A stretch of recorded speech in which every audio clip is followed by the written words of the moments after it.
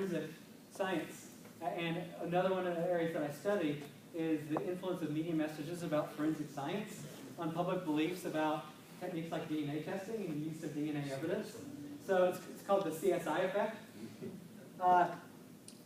Related to your question, I think it wouldn't be too hard to find lots of people who've made scientific breakthroughs who also held, in other areas, pseudoscientific beliefs.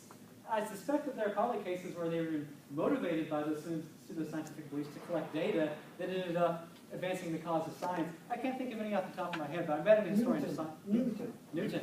Correct. Yes.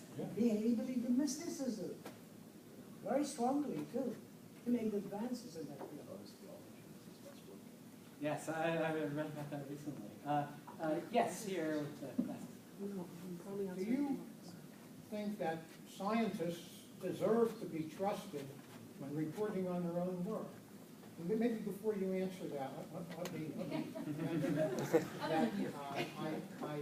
I've had the opportunity to spend about 20 years of my career conducting peer reviews in all areas of science and technology, and I worked in the aerospace industry.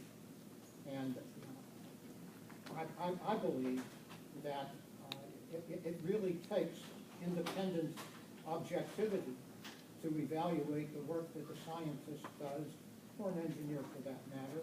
And no matter how well-intentioned they are and how ethical they may be, that there are so many biases that lead one to not report accurately on their own work, that the peer review process in publishing, as well as in engineering design reviews that I was involved with, seems to be accepted by the scientific community as essential. Given that, should people expect to see, should they expect to trust a scientist who makes a statement about paranormal or science? It really, I don't think it's just the paranormal that comes into question here. I think it's anything that the scientist says ought to be looked at with some skepticism, and we're trying to teach people, incorrectly in my opinion, that you should trust scientists. They'll always try to tell you the truth.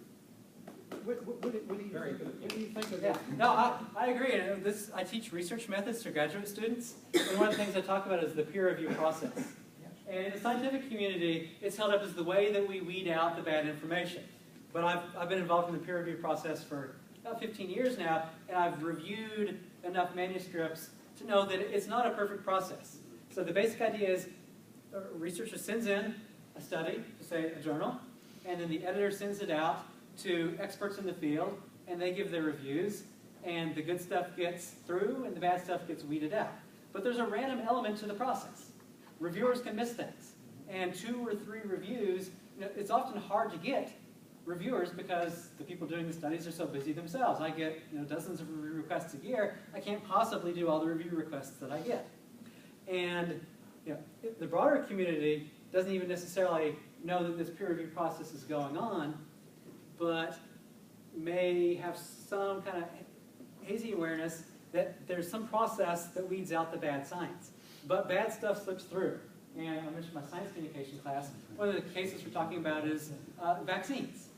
And so Andrew Wakefield's study was published in a very prestigious medical journal, and people died because of that, because it got through the peer review process, but it was actually bad science. In the BIM case, because JPSP is a very well-regarded journal, there was a fair amount of controversy that BIM's piece got through the peer review process and was published. And some psychologists argue that it was a sign of a failing on the peer review process of the journal, that the BIM study was published in the first place. Let's come to what you said about filling in the gaps in this inductive reasoning as part of our process.